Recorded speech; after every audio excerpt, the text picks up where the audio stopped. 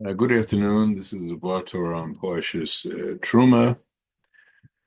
This Parsha here is quite different from the previous one. The previous one was dealing a bit with spiritual issues, largely dealing with laws of Anal Chavero, a human to their fellow human. Now we're talking about something totally different. What we're talking about is the Mishkan, which translated in English means sanctuary. It was God's sanctuary. Now, by way of introduction, one has to realize that the Torah can be understood and the things created in the Torah can be understood on many different levels. And to give a few examples from the Chumash, from the five books of Moses, one is they tell the story of Yaakov after he left his parents and he got to Bethel, and he decided to stay there for the night, and he put a ring of 12 rocks around his head as protection. And he had some prophetic dreams in the night, which is another discussion, but it seems fairly basic. However, if one reads the Midrashim, it was operating on levels also that go beyond what we would call normal physical time and space conceptions. And the 12 rocks all wanted to be the one laying under Yaakov's head, so they all merged. Something that obviously is not a normal physical manifestation.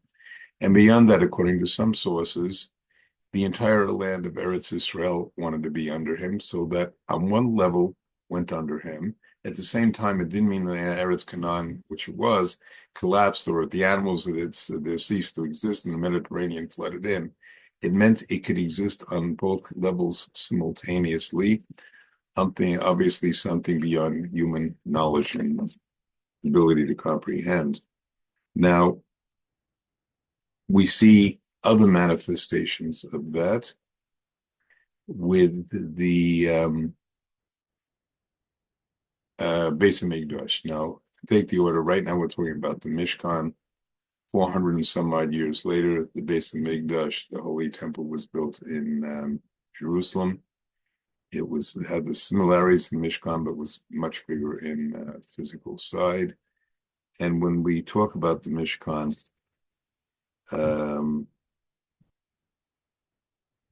we see that miracles will happen there. In fact, as it says in Pirkei Avos, there were 10 miracles that happened in Beis Hamikdash. It says, Eser nisim la'aso avosenu b'Beis Hamikdash. 10 miracles were performed for our ancestors in the Holy Temple. And the two I would like to dwell on are the last two. One of them is Omdim Tzufufim Mishtachavim V'Ravachim. In the Beis Hamikdash, it was so crowded that there was literally standing room only. Yet when it came time to bow to pray to Hashem and Leinu for a special prayer, there was enough. It says there was enough space for everybody. And another one says, Lo ama Adam lechavero tsar li makom she'ilan b'Yerushalayim. Nor does any man to say his fellow, the space is insufficient for me to stay overnight in Jerusalem. And during the festivals, most of the population of the country migrated to Yerushalayim, far beyond its normal population capacity. Now, I would like to focus in on the Mishkan.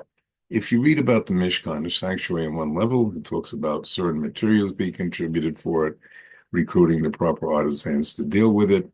And then there's a very elaborate discussion of how each thing was built, how they are in Kodesh, which I'm going to speak more about, the ark in which the Torah scrolls were put, and the Aseros Dibros, the Ten Commandments, they're stone, and the broken one also, first one, as well as the second one. Yet, we have to look at the Mishkan on another level because it was also the sanctuary for Hashem. Before we even get to that, everything in the Mishkan, every structure, everything that was there was a microscopic, if you like, miniature version of the entire universe. And as manifested in the 7 days of creation, you can say, well, there's only 6 days of creation, but actually there's a connection even to the 7th day, because if you look, it says in more than one place in Torah that one was not, first of all, one couldn't build a Mishkan on Shabbat, and all the forms of construction, the 40 of them, actually 39, were all the basis for all the creative work that is prohibited, and therefore in that way the Shabbat is also represented, so it's fully manifesting. And yet, how does one, on a miniature level, manifest a whole universe? Because we're not only talking about Earth, we're talking about all this numerous galaxies, the almost infinite level of space, the whole universe. Now, if one looks at an even deeper level, our whole physical universe is very small compared to the higher spiritual universes and worlds, which is beyond our discussion today. But in other words, our universe is on its own level a microcosmic representation of things in the higher worlds. Now, the Aron Kodesh is very interesting. It was an ark made of wood, covered with gold, that, as I said, the Torah was in there. However, on top of it, there was a casing with 2 cherubs adorning it, and it manifested, and Hashem's presence manifested between the two cherubim, and Moshe could hear a voice from there, divine voice, obviously no image. And there's a big question here. Since Hashem is infinite, first of all, why would he want to dwell on earth? Was when his main palace is elsewhere. And second of all, Hashem is manifested everywhere. Either it's directly the creation of Hashem, or he's in control of it. Even if his actual presence there, he's in control of everything. There is no place where there is no presence of Hashem, God. Now,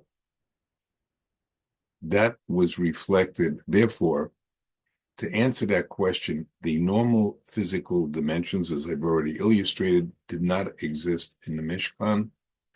And because the area of the inner part of the Mishkan was divided into 2, where the Aron Kodesh was, where Hashem's presence were, obviously could not be finite space. On the simplest level, the dimensions of the ark took up the whole inner part of the Mishkan, but there were other things there, and Aaron the Cohen had to go in there once in a year to make the sacrifice for Yom Kippur. So obviously, how could there be both space? How could it be there and at the same time have the space for everything else? And what we have to explain here is that it operated, the normal laws of time and space did not exist. Now,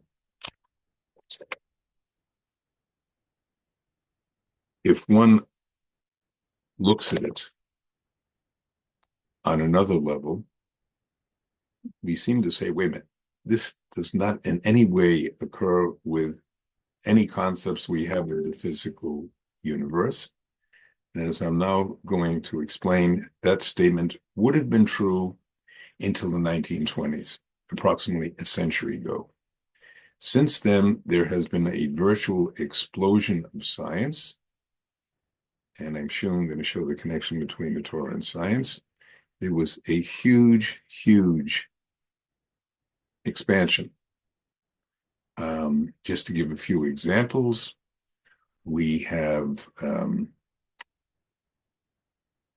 Einstein's theory of relativity, which says that, and this is a concept that never existed before, that time is just another dimension of space, and everything is a continuum. Time and space exist together. Time is just another function of it. That's the so-called fourth dimension. The scientists are now researching things that, interestingly enough, have 10 dimensions and 26 dimensions. And if you look at that, most of the things Hashem created in the universe are 10 tens, and 10 things which Hashem created the world. And 26 is the name Yud-Kei Vav-Kei. So on some level, even though we have no awareness of what these dimensions mean and what it reflects, it still exists. Now, so as we are coming close to the Tazman of Mashiach, there's been a unparalleled flowering science. However, there's also an unparalleled flowering of Torah, and many different intricate things of the hidden Torah, the higher levels, were not known, except to maybe a few very special wise rabbis. However, now the information is coming out more, and they say it's going to become understandable to more and more people. In fact, there is a book that was written, which was called Hator, which literally means, depending how you translate Torah, is either the voice of the dove or the voice of the turtle dove. It's from Shir HaShirim, Song of Songs, one of the books written by Shlomo Melech, King Solomon. And it explains that the hidden wisdom of the Torah will be revealed. Now, two ways. In the Zman Mashiach, there'll be an open manifestation of Hashem, and his unity will become apparent, and everybody will recognize Hashem. However, we in the era of what's called Cholevet Mashiach, the birth pangs of Mashiach, Ekev Mashiach, the heel of Mashiach, the coming time of Mashiach. And it also says in the Sefer, which was written by a Talmud of the Vilna Gaon, one of the greatest Rebbeim of the last few hundred years, rabbis, that some of it will be manifested in what we now call Kabbalah and more hidden teachings, but a lot of it will be manifested in science. And a lot of the secrets we have of physics. Now, to take that back to the Mishkan, sanctuary we're talking about, if you look at it, I'm sitting here by your desk, you touch the desk, it looks pretty solid. Everything else in this room is solid. However, and we appear to be solid. However, if one looks at the subatomic level, that is not true. There is most of what at that level is empty space. And unlike what people learned in school till recently, they now say that there are 56 subatomic elements that all work together in a very intricate combination. That is what quantum mechanics is about, where it says, until we observe something in this fixed moment, things do not exist in one fixed space. They can be in different places. And only when we're taking an accounting of it in 1 second does it solidify into something, even at the subatomic level. So the concept of this concept is one that we can't visibly see, but definitely exists. And if one that's beyond the scope of this, but just to mention quantum entanglement is now saying that two photons, we now say that matter has also got a wave structure, it's particle and wave, it's both and neither. And that, how far these two elements, these two photons are apart, they still connect to each other over huge distances. A lot of this is the basic of the quantum computers are now creating. And therefore, This is the part of Hashem's greater manifestation we're seeing, without even getting into all the subatomic particles. Look at two of the most recent discoveries. Again, less than 100 years old. One is fission, where if you send neutrons into a certain type of uranium or plutonium molecules, there's going to be created either a nuclear reactor, or the other choice is an atom bomb.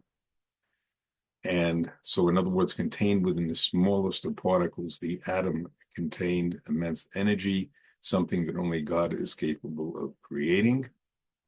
Now, on the other level, hydrogen fusion. You take two hydrogen atoms, force them together under great heat, you create literally almost infinite amounts of energy.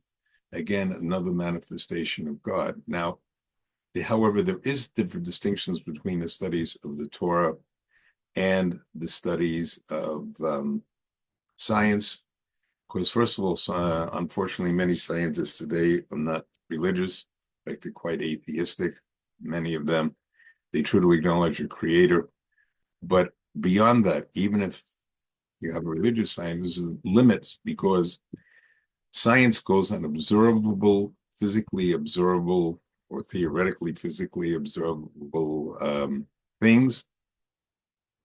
And in fact, they've even seen recent pictures of they've managed to photograph electrons for the first time.